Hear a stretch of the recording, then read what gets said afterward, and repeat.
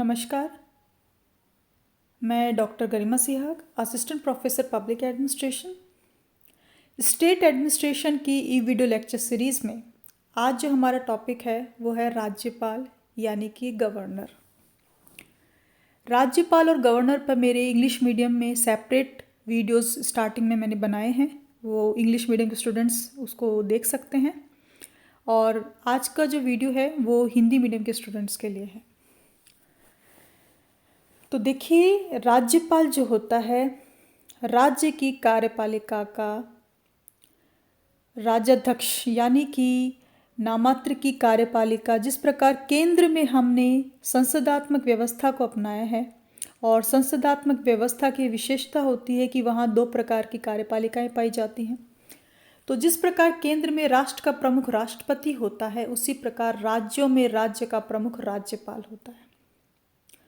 यानी राज्यपाल कौन है? राज्य का औपचारिक प्रमुख है, फॉर्मल हेड है और राज्य की सभी कार्रवाइयाँ उसी के नाम से की जाती है। जिस प्रकार राष्ट्रपति में हम पढ़ते हैं कि समस्त संघ की कार्यपालिका शक्ति राष्ट्रपति में निहित होती है, उसी प्रकार राज्यपाल जो है राज्य का औपचारिक प्रमुख होता है और सभी कार्यपालिका शक्तियाँ राज्यपाल में निहित होती हैं।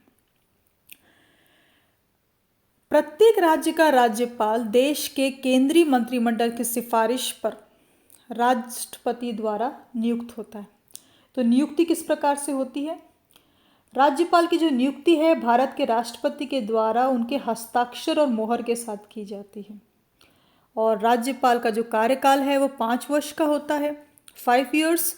और परंतु वह इस अवधि से पहले भी अपना इस्तीफा देकर सेवानिवृत्त हो सकता है। राज्यपाल का जो कार्यालय है पिछले 5 दशकों से विवादास्पद रहा है।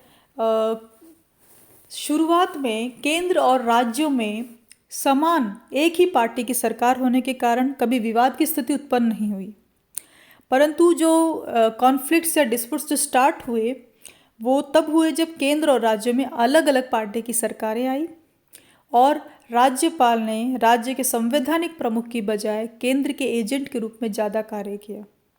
इस टॉपिक पर, इस पॉइंट पर हम आगे कंक्लूजन में काफ़ी डिस्कस करेंगे, क्योंकि जो विवाद की स्थिति आती है वो इसी कारण आती है, क्योंकि राज्यपाल जो है दोहरी भूमिका निभाता है केंद्र के एजेंट के रूप में और राज्य का जो प्रशासन है उसके संवैधानिक प्रमुख के रूप में। तो कई बार केंद्र के एजेंट के रूप में उसकी भूमिका ज़्यादा प्रभावी हो जाती है। तो जो बात मैं कह रही हूँ कि वही स्टार्टिंग में केंद्र और राज्यों में सेम सरकार थी तो कभी ऐसी दिक्कत नहीं आई, लेकिन 1967 के बाद गैर कांग्रेसी सरकारों के उभरने के बाद इसमें थोड़ी जो राज्यपाल का जो स्वरूप था उसमें थोड़ी दिक्कत आई। जो विवाद थे वो 1967 के बाद उभर कर आए। अब हम कुछ संवैधानिक प्रावधानों की बात करते हैं।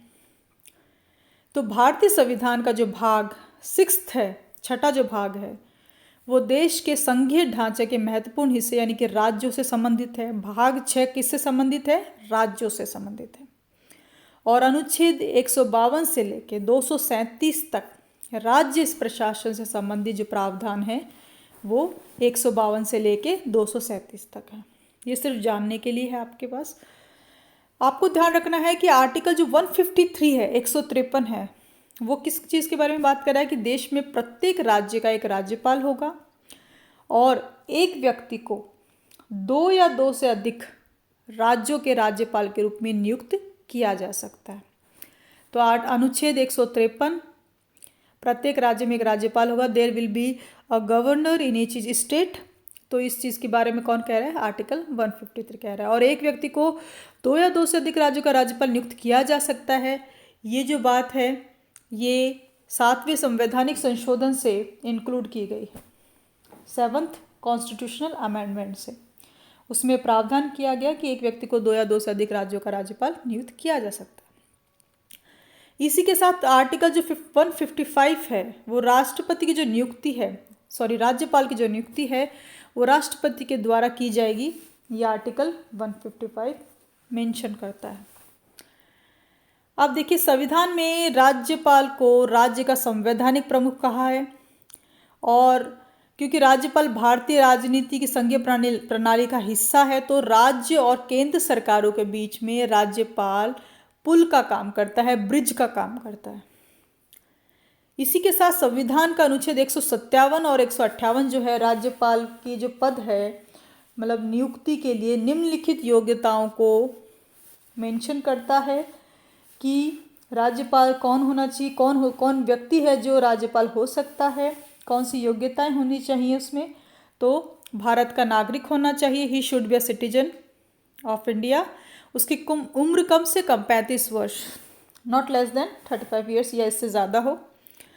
वह न तो संसद के किसी सदन का सदस्य हो, न ही राज्य विधायिका का। देखिए, राज्यपाल जो व्यक्ति होना चाहिए वो संसद के किसी भी सदन का सदस्य नहीं हो और राज्य विधायिका यानी कि पॉलिटिकली न्यूट्रल होना चाहिए।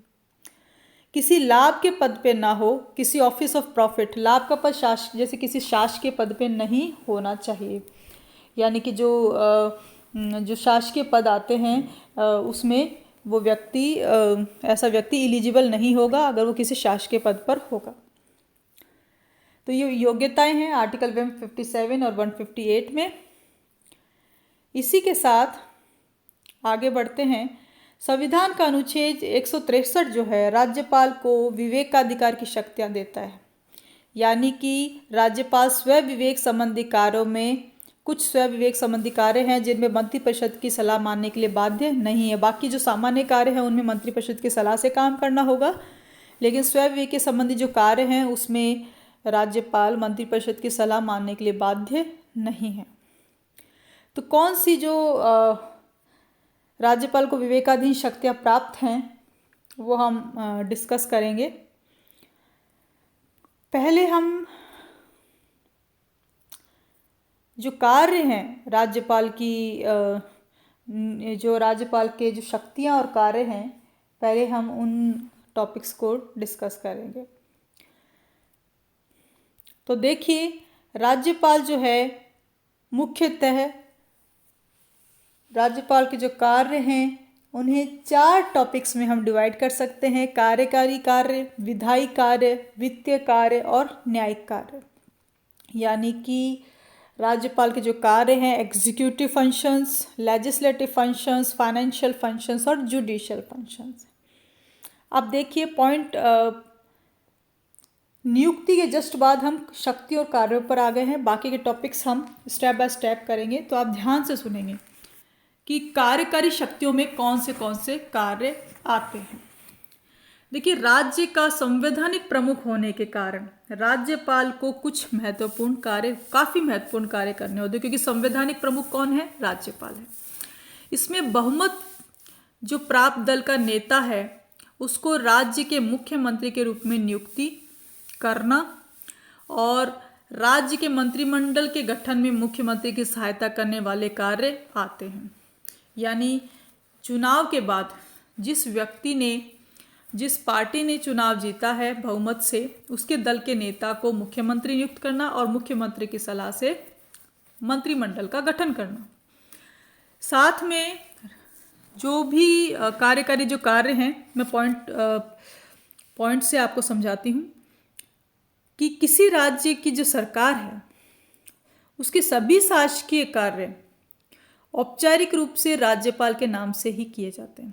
यानी कि क्योंकि राज्यपाल क्या है? संवैधानिक प्रमुख है, फॉर्मल हेड है राज्य प्रशासन में, तो सारे शासकीय कार्य औपचारिक रूप से राज्यपाल के नाम से किए जाते हैं। यानी कि जो सारे नियम हैं, आदेश हैं, वो कार्य रूप में प्रमाणिक तभी माने जाते हैं जो वो राज्यपाल के द्वारा होते हैं। यानी राज्य सरकार का जो कामकाज है उसको इजी बनाना, सुगम बनाना और कार्यों को मंत्रियों में बांटने के जो नियम हैं वो सभी राज्यपाल के अधीन आते हैं ये कार्य। यानी जो मुख्य कार्यकारी के जो कार्य हैं उसमें सबसे पहला मुख्य कार्यकारी कार्य क्या है? मुख्यमंत्री और मंत्रियों की नियुक्ति करना, और ये सब राज्यपाल की सहमति से ही अपने पद पर होते हैं। राज्यपाल जो है राज्य के महाधिवक्ता की नियुक्ति करता है, राज्य के चुनाव आयुक्त की नियुक्ति करता है, लोक सेवा आयोग के अध्यक्ष और सदस्यों की नियुक्ति करता है, और राज्य के प्रशासन से जुड़ी कोई भी सूचना या विधि निर्माण संबंधी जो सूचना है मुख्यमंत्री से राज्यपाल मांग सकता है। राज्यपाल मुख्यमंत्री से किसी ऐसे विषय पर भी चर्चा की मांग कर सकता है जिस पर किसी एक मंत्री ने निर्णय ले लिया हो लेकिन मंत्रिपरिषद ने उस पर विचार न किया हो। इसी के साथ राज्यपाल राष्ट्रपति से राज्य में संवैधानिक आपातकाल लगाने की सिफारिश कर सकता है। यानी जो संवैधानिक जो आपातकाल लगता है वो राज्यपाल की रिपोर्ट पर राष्ट्रपति लगाता है। यानी कि एक एजेंट के रूप में, केंद्र के एजेंट के रूप में राज्यपाल की जो शक्तियां हैं बहुत व्यापक हो जाती हैं।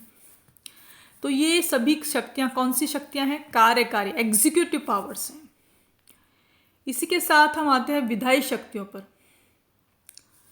तो विधायी जो शक्तियां हैं उसमें राज्यपाल को राज्य का विधानसभा सत्र बुलाना, उसे स्थगित करना और भंग करने का अधिकार है। राज्यपाल जो है प्रत्येक आम चुनाव के बाद प्रतिवर्ष राज्य की विधानसभा का प्रथम जो सत्र होता है उसे एड्रेस करता है, संबोधित करता है। विधानसभा में जितने भी लंबित विधेयक हैं उनके संदर्भ में दोनों सदनों में संदेश भेज सकता है। दोनों सदनों की संयुक्त बैठक बुलाने का राज्यपाल को अधिकार है। और जो भी विधेयक है उसको अगर विधानसभा से पारित होकर राज्यपाल के पास आता है तो उसको रद्द करने, समीक्षा के लिए वापस भेजने और या राष्ट्रपति के पास भेजने का राज्यपाल को अधिकार है। यानी कि राज्य विधानसभा में कोई भी विधेयक राज्यपाल की अनुमति के बिना पारित नहीं किया जा सकता। इसी तरह राज्यपाल जो है राज्य अगर विधान परिषद उस राज्य में है, राजस्थान में राज्य विधान परिषद नहीं है, राजस्थान में राज्य विधान परिषद नहीं है, तो अगर किसी राज्य में राज्य विधान परिषद है तो उसके सदस्यों की कुल सदस्य संख्या के 1/6 यानी 1/6 मेंबर्स को राज्यपाल नियुक्त कर सकता है जो इनके साहित्य, विज्ञान, कला में योगदान रहा हो। इसी के साथ राज्यपाल जो है आंग्ल भारतीय समुदाय के एक व्यक्ति को राज्य विधानसभा में मनोनीत कर सकता है। राज्यपाल जो है विधेयक राज्यपाल के पास आते हैं, हमने अभी बात की, तो उनको रद्द करना, समीक्षा के लिए वापस भेजना, राष्ट्रपति के पास भेजने का राज्यपाल के पास अधिकार होता है। राज्यपाल जो है राज्य विधानमंडल द्वारा पारित ऐसे किसी विधेयक को राष्ट्रपति के विचाराधीन भी रख सकता है जिसमें उसे लगे कि राज्य के उच्च न्यायालय की गरिमा खतरे में पड़ती हो। इसी के साथ राज्यपाल के इतने सारे जो फंक्शंस हैं, विधायी कार्य हैं, इनमें अध्यादेश जारी करने का भी अधिकार राज्यपाल के पास होता है। यानी ऑर्डिनेंस की जो पावर है आर्टिकल 213 के अकॉर्डिंग, 213 के अकॉर्डिंग ऑर्डिनेंस की जो पावर है वो विधायी पावर होती है और ये अधिकार भी राज्यपाल के पास है। अध्यादेश क्या होता है? संसद जो विधेयक पारित करती है उसके राज्यपाल के हस्ताक्षर के पश्चात वो विधेयक कानून बन जाता है। तो राज्यपाल अगर जो राज्य विधानसभा है अगर वो सत्र में नहीं है तो अध्यादेश जारी कर सकता है और उसकी जो शक्ति है वो वही है जो अधिनियम की या लॉ की होती है। परंतु जब राज्य विधानसभा सत्र में आए तो उस अध्यादेश का अनुमोदन आवश्यक है, वरना वो 6 सप्ताह के भीतर इनवैलिड हो जाता है। इसी के साथ वित्तीय शक्तियों की बात करते हैं। तो वित्तीय शक्तियों में आता है राज्यपाल वार्षिक वित्तीय विवरण यानी जो राज्य का जो बजट है वो विधानमंडल में प्रस्तुत करता है। राज्य विधानमंडल में जो वित्त विधेयक आते हैं यानी धन विधेयक जो आते हैं वो राज्यपाल की पूर्व अनुमति से ही आते हैं। पंचायतों और नगर पालिकाओं की जो वित्तीय स्थिति है हर 5 वर्षों बाद समीक्षा करने के लिए राज्यपाल राज्य वित्त आयोग का भी गठन करता है। यानी कि प्रत्येक 5 वर्ष पर पंचायतों और नगर पालिकाओं की वित्तीय स्थिति की समीक्षा के लिए वित्त आयोग का गठन राज्यपाल करता है। ये इसकी फाइनेंशियल पावर्स हैं। इसी के साथ बात करते हैं न्यायिक शक्तियों पर। तो राज्यपाल जो है न्यायिक कार्यों में राज्य के उच्च न्यायालय के साथ साथ जो विचार करके जिला न्यायाधीशों की नियुक्ति, स्थानांतरण और पदोन्नति के निर्णय लेता है। इसी के साथ राज्यपाल राज्य न्यायिक आयोग से जुड़े लोगों की भी नियुक्ति करता है। यानी कि संबंध जो राज्य है उसके उच्च न्यायालय के जो न्यायाधीशों की नियुक्ति है उसमें राष्ट्रपति राज्यपाल की सलाह लेता है और राज्य के उच्च न्यायालय और राज्य लोक सेवा आयोग के आयोग के परामर्श से राज्य जो न्यायिक सेवा के जो पद हैं जिला न्यायाधीश को छोड़कर उनकी नियुक्तियां भी राज्यपाल करता है। इस प्रकार राज्यपाल की जो विधायी शक्तियां हैं ये भी काफ़ी इम्पॉर्टेंट हैं। तो हमने राज्यपाल की न्यायिक शक्तियां, वित्तीय शक्तियां, विधायी शक्तियां और कार्यकारी शक्तियों को डिस्कस किया। आप इसे टॉपिक को अच्छे से समझें और दोबारा आप नोट्स भी पढ़ें और वीडियो भी देख सकते हैं अगर आपको कहीं दिक्कत आए। कोई भी क्वेश्चन हो तो आप मुझसे व्हाट्सएप ग्रुप पे कांटेक्ट कर सकते हैं। Thank you.